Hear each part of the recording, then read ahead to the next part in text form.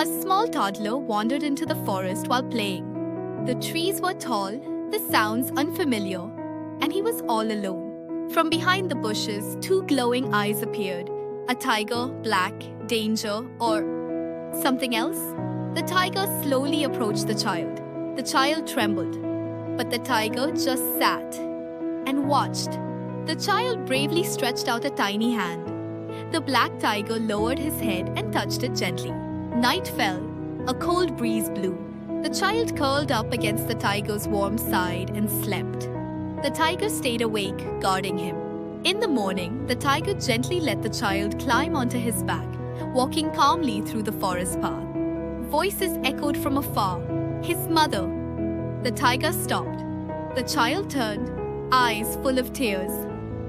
The tiger said nothing, just one last glance, and disappeared into the trees.